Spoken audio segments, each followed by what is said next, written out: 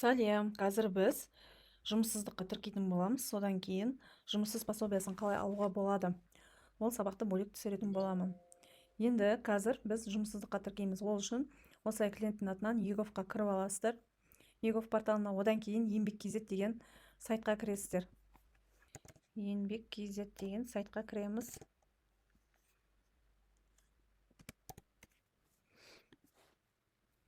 Міне еңбек биржасы деп тұр. Осыны басасыздар. Осындай сайтқа кіресіздер. Міне войти дегенді басамыз. Осы жерде егоф арқылы кіреміз. Міне егоф деп тұр, е. Через егоф кіретін боламыз.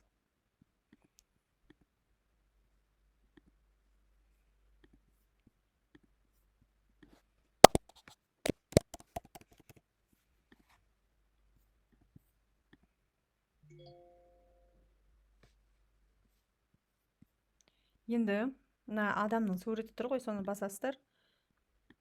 Мой кабинет дегенді басамыз. Осы жерде государственные услуги дегенді басамыз. Регистрация лир и безработного дейді. Осылай басасыздар. Осы жерде төменге түсіп, мына жерге согласен деген жерге галочка қойып, выполнить проверку дегенді басып, ЭЦП мен қол қоямыз.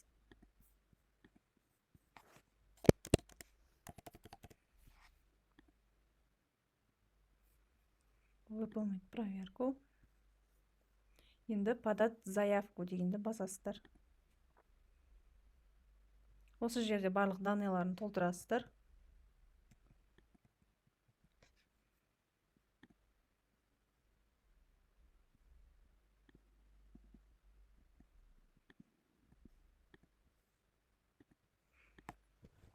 Электронный почтасы міндетті емес.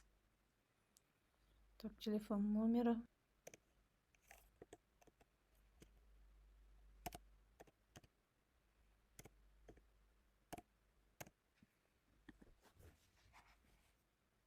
Быстро обучаемыз деген таңдаймыз.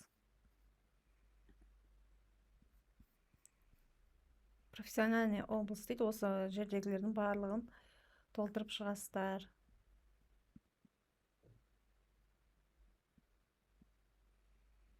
Так, социальное обслуживание деп таңдайық.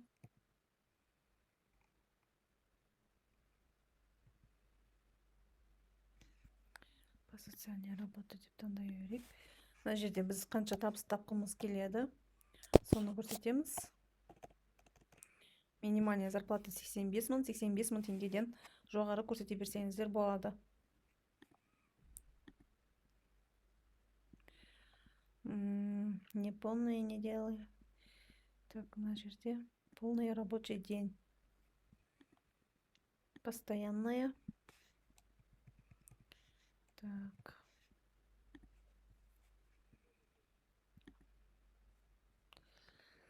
Какое у вас образование дейді? Высший специалист.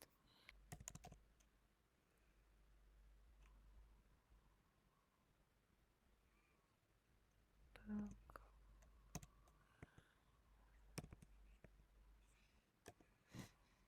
Программное обеспечение дейді. Так.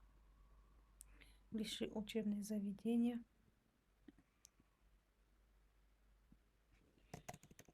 Программное обеспечение. Траверса.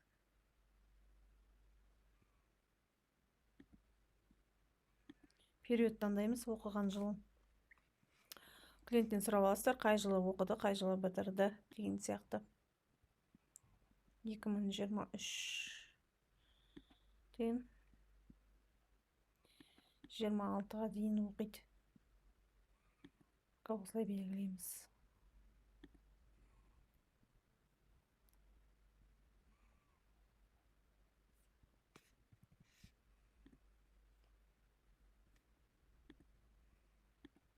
Личный качестволарын таңдайсыздар.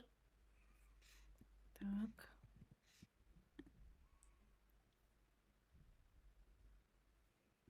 Сертификат дейді. Дата не занятости дейді. 1 декабрьден бастап жасалмайды. Так. Не үшін жұмыстан шықты? Соны таңдайсыздар. Сокращение деп осылай таңдай берейік. Так, не работающие менее месяца. Для трудоустройства постоянно деген таңдаймыз. Маңғыстауский область. Осылай барлығын толтырасыздар. Так, содан кейін к списку резюме дегенді басамыз. Міне біздің резюмеміз.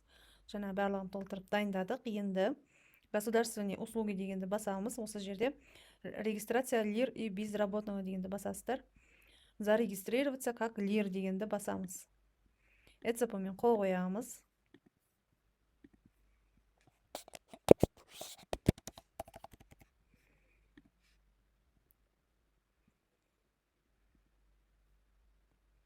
Мне бізге шықты. Через 3 рабочих дня с учетом для регистрации вы будете зарегистрированы в качестве безработного дейді. Яғни 3 жұмыс күнде біз жұмыссыз болып тіркелеміз. Принять дегенді басамыз. Біз қазір міне жұмыс іздеуші болып тіркелдік. 3 жұмыс күннен кейін біз безработный болып тіркелеміз.